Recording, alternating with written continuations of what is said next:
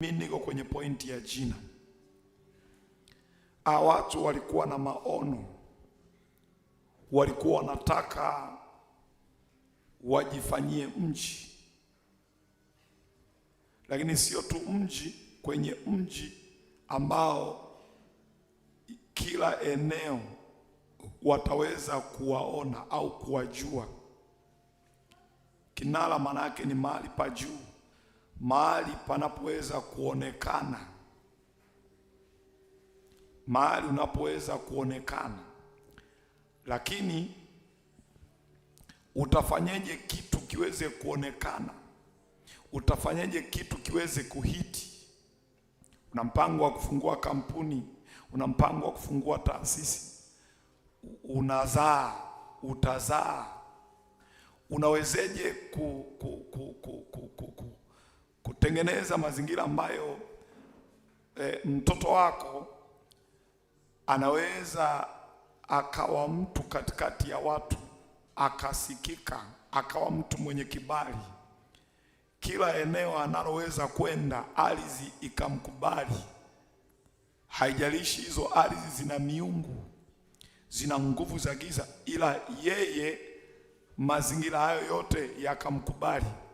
Walijua siri hii ya kwamba haijalishi ya maono tulionayo ya kujenga mji, ya kupandisha kinara, but we supposed to have a name. Lazima tuwe na jina linaloweza kusapoti maono tunayoweza kuwa nayo. Nimesema hivi katika vipindi vilivyopita. Watu wengi wamefanikiwa kuwa na makampuni, walifungua makampuni na wakafungua kiolela pasipo kujua nguvu iliyo nyuma ya jina. Yale makampuni yakafa. Watu wengi wameua ndoto za watoto wao kwa sababu ya kushindwa kujua siri iliyo nyuma ya majina. Ndoto za watoto wao zikafa. Yaani mtoto ameumbwa akiwa na potentiality, lakini adui akapenyeza mipenyezo ya mawazo ya jina.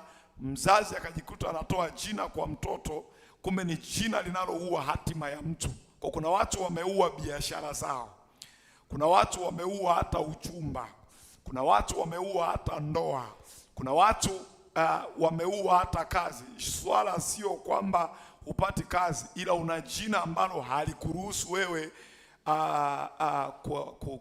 cross borders za mambo ya jina. Una jina ambalo halikuruhusu wewe kutoka mkoani kwako. Ndio maana hata ukitoka mkoani kwako bado unawaza makomamanga na matikiti urudi tena kijijini kwenu. Kwa nini? Kwa sababu una jina ambalo limefunga hatima ya maisha yako. Kuna mtu mwingine jina alilonalo halimruhusu kutoka nje ya nchi, linamtaka akae tu Tanzania, kwa hata itokee safari za namna yote atazuiliwa. Nanielewa Kuna siri katika jina. Kuna siri katika jina. Tuliweka utangulizi. Kuna watu walikuwa na majina, lakini yale majina yalikuwa na matakataka, yalikuwa na mafirifiri. Walipoingia kwenye mazingira ya utumishi, haijalishi, mfano mmoja ni Ibrahim. Haijalishi Mungu anamtabiria Ibrahim, anasema utakuwa baba wa mataifa, na mambo yakaendelea, akapokea upako pia kutoka kwa Melkizedek, lakini bado Mungu alipo look akakuta jina alilonalo Abraham halisapoti kile ambacho Mungu anataka afanye. Akamwambia Ibrahim, kuanzia leo hutaitwa tena. Hiyo ni Mwanzo sura ya 17 mstari wa 5 na ule mstari wa 15, mstari wa 3 mpaka 5 na mstari wa 15. Sema amina. Akasema kuanzia leo hutaitwa tena Abraham, utaitwa Ibrahim. Na akasema pia naye mkeo hataitwa Sarai, ataitwa Sara. Kulikuwa kuna shida kwenye jina. Kwa utaelewa, watu wote walio makini wanajua vitu hivi. Wanajua vitu hivi. Taasisi nyingi. Na ndio maana wenye hekima, nalifundisha nikasema hivi, wenye hekima wanapotaka wafanye vitu hivi, wataenda kwa waganga wa kienyeji, watamwambia mganga, ninaomba jina. Nina makampuni ya mabasi, nataka nifungue makampuni ya mabasi. Mganga anaomba jina. Mganga atapekenyua ulimwengu wa roho, ndio anatoa jina. Jina la kampuni ya mabasi litakuwa hivi. Wanaojua mambo haya. Wewe unaweza kuwa unadharau madhabahu, unadharau watumishi wa Mungu ambao nao wana nafasi ile kama walionayo waganga na zaidi ya hapo. Lakini hawa wanajua kwamba huwezi ukatoboa kama utafeli kwenye jina. Kuna watu wengine ni wana bidii, wana kila kitu, lakini majina walioyatoa na wakazipa kampuni zao yaliua. Wengine hata ni makanisa. Jina la kanisa linaweza likaua potentiality ya utumishi ulio nayo. Unaweza kuwa unatamani uwe ni kanisa la kimataifa, lakini umelipa jina kanisa lako sio nini na nini center. Sasa kama wewe ni center alafu nataka utoke uclose borders, how comes? Jina linaweza likaua ndoto ulizo nazo. Sasa tutasikia makimbilio center sio nini. Sasa kama ni center inayowezeje ika cross borders, how comes? Kama mtoto usiwe na kichwa kigumu. Kama mtoto matatizo hakatai kutokuwa na matatizo, kimpa hilo jina. Manake hali kadhalika katika maeneo yote jina linaweza likaathiri maisha ya mtu. Watu wanaenda kwa waganga, wanatoa pesa, nitafutie jina. Toa 400, anatoa 100,000, natoa ngapi? Nitafutie jina, nataka nikaweke kwenye duka langu.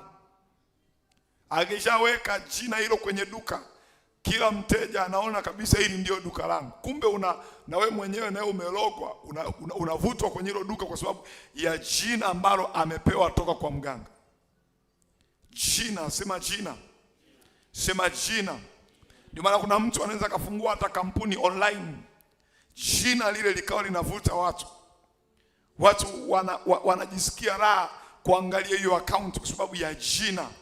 Kwa kama kuna nguvu ya jina, basi ujue kuna upinzani mkubwa sana kwa habari ya jina.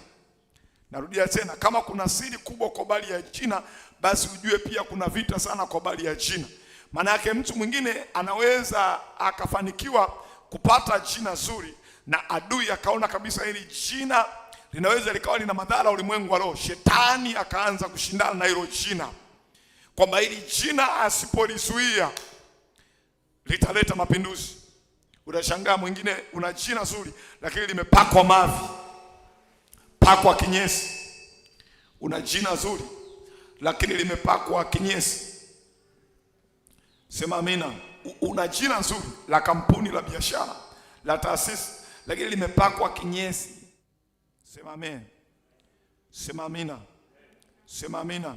Ni jina zuri ndio, lakini limepakwa kinyesi.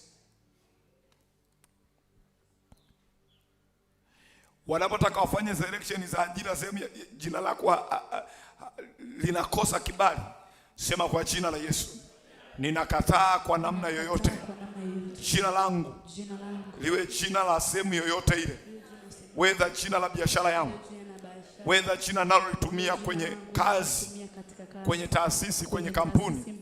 Ninakataa kila uchawi wowote. Ninakataa kila uchawi wowote, uchawi uliotangulia kwenye jina langu ili lisiwe na kibali, katika jina la Yesu. Huo uchawi toweka, huo uchawi toweka, huo uchawi toweka. Kuna mtu mwingine ana jina la ukataliwa, yani unakataliwa, kila kitu kinaukataa. Sema huo uchawi toweka, toweka. Sema toweka, sema toweka, sema toweka, sema toweka, sema toweka, sema toweka. Koria tasatapa. Bwana akuvuvie kwa jina la Yesu, utoboe leo kwa jina la Yesu. Sema amina. Maisha yangu ninatamani sana mtu ambaye Bwana amekupa neema ya kunisikiliza akufanikishe. Usikose maarifa kwenye kitu chochote wala kwenye jambo lolote. Wakasema na tujifanyie jina. Wakasema na tujifanyie jina. Tujifanyie jina. Tujifanyie jina, sababu walijua siri iliyo katika jina. Sasa nataka tupige hatua kidogo leo. Twende kitabu cha Mwanzo sura ya 12 na ule mstari wa 2. Mwanzo 12 mstari wa 2. Mwanzo 12 mstari wa 2. Nami nitakufanya wewe kuwa taifa kubwa. Nami nitakufanya wewe kuwa taifa kubwa. Na kukubariki. Na kukubariki. Na kulikuza jina lako. Nitakufanya wewe kuwa taifa kubwa hawezi tu ukafanikiwa kuwa taifa kubwa, hawezi tu ukafanikiwa kuwa na kampuni kubwa, lazima nifanikiwe kukupa jina kubwa. Kwa kuna mtu mwingine ana potentiality ndani, lakini jina sio jina kubwa. Sema amina. Sio kama kuna mtu ananielewa hapo. Kuna mtu mwingine ana potentiality, ana vitu ndani vya thamani, ila jina tu ulilonalo ndilo ambalo ni baya. Anasema nitakufanya kuwa taifa kubwa na kulikuza jina lako. Unaweza kuwa na vitu vikubwa lakini jina lako ni dogo, haliwezi likabeba vitu ulivyo navyo. Narudia tena hiyo point. Kuna mtu anaweza kaa na vitu vikubwa lakini ana jina ambalo haliwezi likabeba vitu alivyo navyo. Unaweza ukawa ni mtumishi, una huduma ya kimataifa, ila una jina la kanisa ambalo haliwezi kubeba utumishi wa kimataifa. Una jina una utumishi wa kimataifa, ila una jina ambalo haliwezi likabeba utumishi wa kimataifa. Mungu anasema nitakufanya wewe kuwa taifa kubwa, lakini sintaishia hapo, nitakubariki. Lakini ili ufanikiwe kuwa taifa kubwa na kubeba kuhendo hizo baraka, nitalikuza jina lako. Mungu alipotaka Yesu afanikiwe kubeba, sema amina, alipotaka Yesu afanikiwe kubeba uungu na mambo matukufu ambayo Mungu aliachilia ndani yake, alienda kwa Mariamu kupitia malaika kwamba huyu mtoto atakayezaliwa jina lake litaitwa Yesu. Kwa Mungu aliingilia mifumo. Mungu aliingilia mifumo kwa sababu anajua amesha paranganyana huku nyuma, huku akina Ibrahimu kwa kina nani. Kwa hapa alipokuwa anazaliwa Yesu, Mungu ilibidi aingilie kati mifumo, akapenyeza mawazo kwa Mariamu kwamba huyu mtoto hakuna uchaguzi wa shangazi, hakuna uchaguzi wa mjomba, hakuna uchaguzi wa babu kwa bali ya jina la mtoto. Jina la mtoto huyu ataitwa Yesu. Jina Yesu sio jina la duniani. Ni jina ambalo Mariamu alilipokea kutoka kwa malaika. Mtoto huyu ataitwa Yesu. Achana na habari za babu na mjomba sio na nani. Jina lake huyu mtoto. Kwa nini? Kwa sababu alijua kuna mahusiano makubwa baina ya ukubwa wa mtu na jina. Watu wengi wanashindwa kufikia ndoto zao kwa sababu wana vitu vikubwa, lakini vitu vikubwa walivyo navyo haviendani na majina walionayo. Ninakuasa tu katika fundisho hii, maana yake unatakiwa uwe makini. Unaweza kuwa na ndoto za kuwa na maono makubwa, lakini jina ambalo linabeba hayo maono likadogosha hayo maono. Likadogosha hayo maono.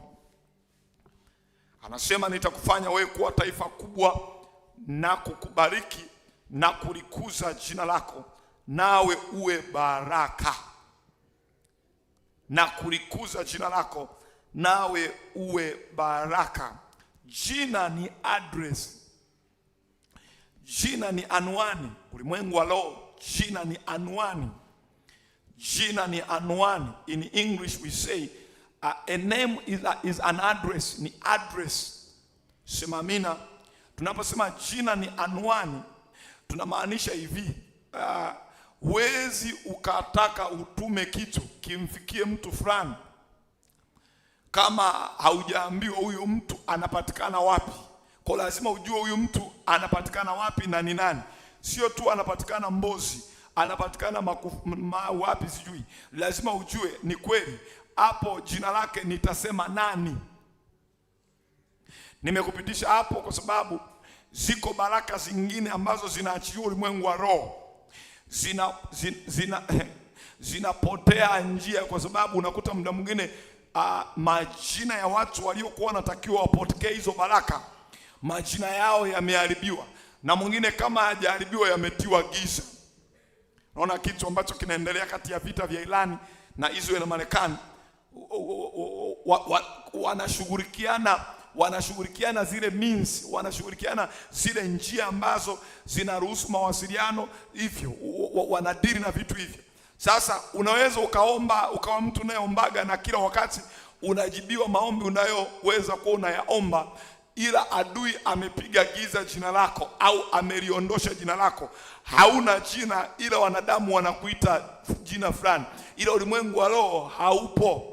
Jina is an address, na address huwa inasaidia kwenye mawasiliano, lakini katika my context address inaweza ikasaidia kwenye upokeaji wa baraka au vitu. Sasa ulimwengu wa roho, kuna wakati mwingine unaweza kuwa unashindwa kupokea baraka zako, vitu vyako, kwa sababu jina lako halionekani, ni kadogo ka jina. Anasema nami nitakufanya kuwa taifa kubwa na kukubariki, lakini pia nitalikuza jina lako. Kwenye kitabu cha Mwanzo 11 anasema nitakufanyia jina, nami nitakujifanyie jina. Maana yake jina ambalo litakuwa juu ya kilele ya vilele, kila mtu aweze kuliona. Kwa utaelewa kama jina lako haliwezi likajulikana, haliwezi likaonekana. Kujulikana, kuonekana, maana yake tunazungumza ili liweze kupokea. Jina linapojulikana maana yake litapokea wafuasi. Jina linapojulikana maana yake litapokea washirika. Sasa ufalme wa giza wana uwezo wa kulipiga giza jina. Ukawa ni mtu ambaye haupo lakini upo. Ukawa ni mtu ambaye haupo lakini upo.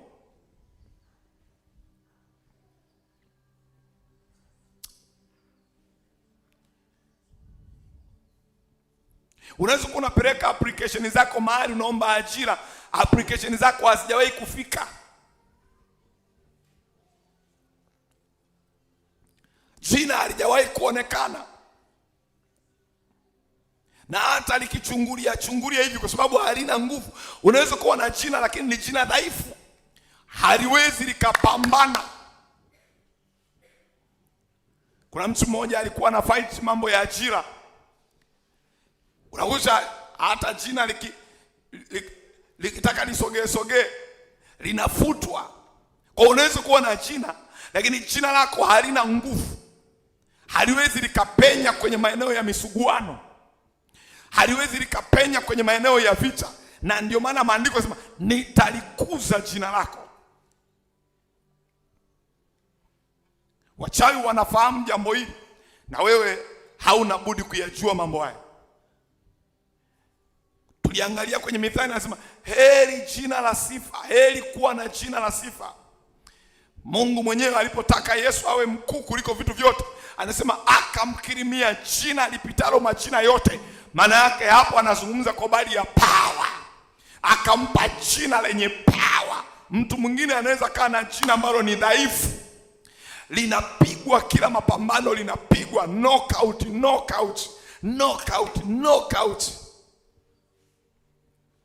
Alipofuatilia akasema mbona jina lako lilikuwepo kwenye selection? Namzungumza mtu huyu ambaye alikuwa anafanya application, lakini kila anapofanya application jina lake halijawahi kuchaguliwa. Baadaye akajitoa mwanga, apeleleze apenye. Baadaye mbona jina lako lakini lilikuwepo kwa sababu lilikuwa ni dhaifu, likafutwa tena. Mbona ndio ulikuwa na qualification, ila jina. Sikiliza, haya mambo sio mepesi hivi unavyoweza kuyaona. Watu wa ulimwengu wa roho ambao wanachua sheria hizi kwamba mtu yoyote ambaye anatawala ulimwengu wa roho ndiye atakayetawala ulimwengu wa mwili, wanajua mambo haya. Nasi Bwana amelituma neno hili ili leo litusaidie. Bwana akalikuze jina lako. Jina lako likafanywe kuwa na nguvu, likawe na nguvu ya kupambana, likawe na nguvu ya kushindana. Sema amen. Sema amen. Sema amina. Kwa hiyo kuna watu ambao wanamuomba Mungu wanashindwa kupokea vitu vyao kwa sababu malaika wanaoleta vitu wanapoambiwa kampe fulani, huyo fulani haonekani. Fulani ndo nani? Hajulikani. Vitu vinarudishwa. Ukituma vitu kwa njia EMS, unatuma kinaenda Songwe, unatuma kinaenda Kilimanjaro, unaandika kinaenda Kilimanjaro kwa nani fulani,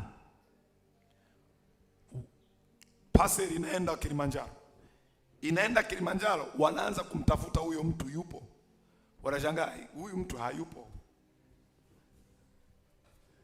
ngoma inarudishwa. Ikirudishwa unaanza na wewe unajitokeza sasa, mbona mjanipa vitu vyangu? Mbona vilishaletwa, vilirudishwa, ulitafutwa ukaambiwa haupo. Jina uliambiwa haupo, yani jina halipo.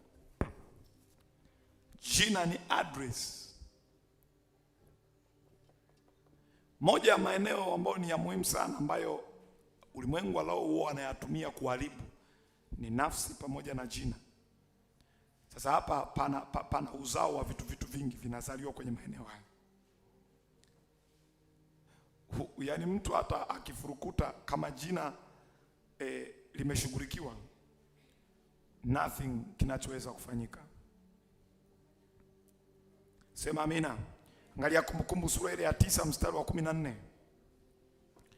Kumbukumbu la Torati sura ile ya 9 mstari ule wa 14. Kumbukumbu la Torati sura ya 9 mstari wa 14. Kumbukumbu la Torati sura ya 9 mstari wa 14. Niache nipate kuangamiza. Niache nipate kuwaangamiza. Na kulifuta jina lao chini ya mbingu. Yaani sio tu kuangamiza. Niache nipate kuangamiza na kulifuta jina. Niwaangamize, lakini nisisie tu kuangamiza, nilifute jina. Jina lifutwe, asiwezi kupokea chochote. Jina lifutwe, asiwezi kupokea chochote. Jina lifutwe, asiwezi kupokea lolote. Niache niwaangamize na kulifuta jina lao chini ya mbingu, nami nitakufanya wewe uwe taifa kubwa lenye nguvu. Bwana Yesu asifiwe. Kuna majina mengine ya kichawi yanayoibuka maeneo jirani na wewe, karibia na biashara yako, iwe ni kazini, maofisini. Kuna majina mengine lazima yazimishwe ili wewe uinuke. Lazima yazimishwe ili wewe uinuke. Yasipozimishwa hauwezi wewe ukainuka. Umeweka biashara, umejenga kanisa mahali ambapo kuna majina mengine yalishainuka yana nguvu. Mara sijui kaburi nini. Yakiwekwa hayo majina, wewe hata ukiinua jina lako, kama hayo majina hayajasambaratishwa, itakuwa ngumu sana. Kuna majina lazima yazimwe. Kuna majina lazima yafutwe. Sema yako majina ambayo lazima yafutwe ili mimi niinuke. Sema yako majina ambayo lazima yafutwe ili mimi niinuke. Lazima yafutwe ili mimi niinuke. Sema kwa jina la Yesu. Jina lolote lile liloinuka mahali pangu, lilosimama mahali pangu, ambalo lina shida na kampuni yangu, lina shida na biashara, lina shida na elimu yangu, lina shida na ndoa yangu, katika jina la Yesu. Jina la mchawi yule, jina la mchawi yule, katika jina la Yesu, kufa na ufe, kufa na ufe, kufa na ufe, kufa na ufe, kufa na ufe, kufa na ufe, kufa na ufe. Jina lolote liloinuka eneo unaloishi, lilo na nguvu, linalopokea baraka zako, linalonyang'anya baraka zako, katika jina la Yesu.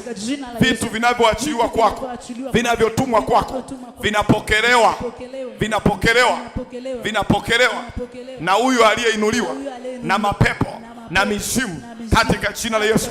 Leo hii hilo jina la kichawi kwenye ardhi, kwenye ukoo, katika jina la Yesu, kufa na ufe, kufa na ufe, kufa na ufe, kufa na ufe, kufa na ufe.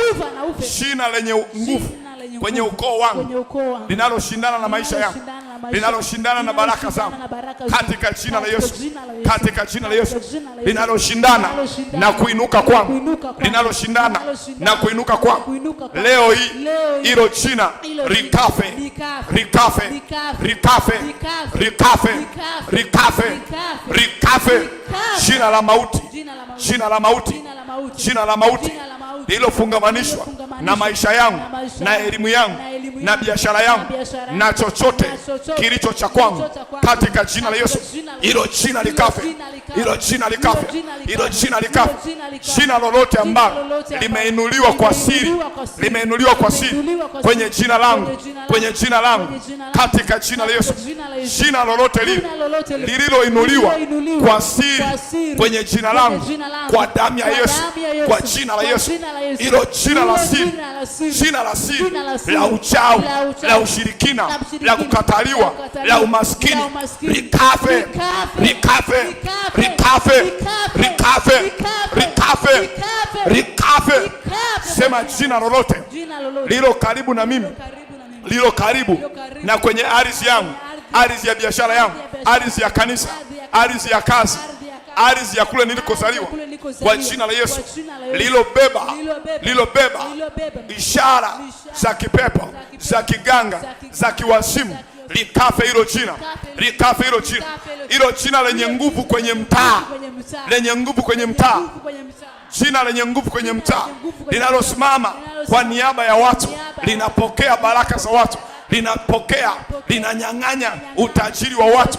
Hilo jina lililoinuliwa kwenye mtaa, lililoinuliwa kwenye mtaa, katika jina la Yesu, linalopokonya baraka za watu, linalonyang'anya baraka za watu, kwa jina la Yesu, hilo jina likafe, hilo jina likafe, hilo jina likafe, hilo jina likafe, hilo jina likafe, hilo jina likafe, kwa jina la Yesu, hilo jina likafe, likafe hilo jina, likafe hilo jina, likafe hilo jina, likafe hilo jina, likafe hilo jina, likafe hilo jina, likafe kwa jina la Yesu Kristo.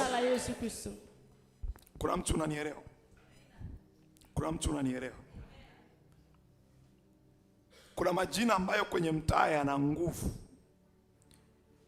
Nimewahi kuzungumza katika vipindi vilivyopita tu pia, nikasema kuna majina kwenye koo zingine unakuta yana nguvu. Ile nguvu sio ya kawaida, ipo kwa ajili ya kunyonya, kuteka baraka za watu wengine. Utafikiri Mungu ndiye ana upendeleo, ndiye amependelea ule ukoo, jina la ule ukoo. Hapana. Wakati mwingine there is a secret behind. Sema, mimi nitakuwa mtu mwenye nguvu. Mimi nitakuwa mtu mwenye nguvu. Jina langu litakuwa na nguvu. Jina langu litakuwa na nguvu. Jina langu litakuwa na nguvu. Jina langu litakuwa na nguvu. Kama Bwana alivyomwambia Ibrahim, ya kwamba nitalikuza jina lako, ya kwamba nitalikuza jina lako. Bwana Yesu, Bwana Yesu, ukalikuze jina langu, ukaukuze uzao wangu, ukalikuze jina langu, ukaukuze uzao wangu, katika jina la Yesu.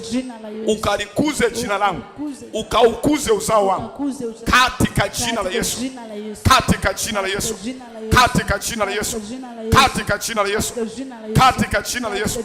Ukaukuze uzao wangu, ukoo wangu, kwa damu ya Yesu, kwa jina la Yesu, kwa damu ya Yesu, kwa jina la Yesu. Ile nguvu ya kulifanya jina langu kuwa na nguvu, kuwa na nguvu, kuwa na nguvu ya kupenya malango mbalimbali, malango ya kiuchumi, malango ya biashara, malango ya ndoa, malango ya kuwa na makampuni, malango ya kumiliki, kwa damu ya Yesu, iwe kumiliki ardhi, katika jina la Yesu, katika jina la Yesu. Ukalikuze jina langu, ukalikuze jina langu, ukalikuze jina langu, ukalikuze jina langu, ukalikuze jina langu, ukalikuze jina langu, kwa jina la Yesu, kwa jina la Yesu, kwa jina la Yesu.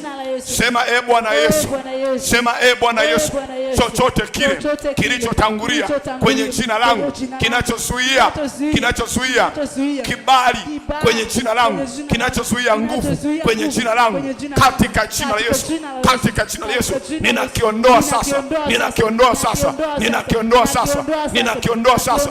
Toka, toka, toka,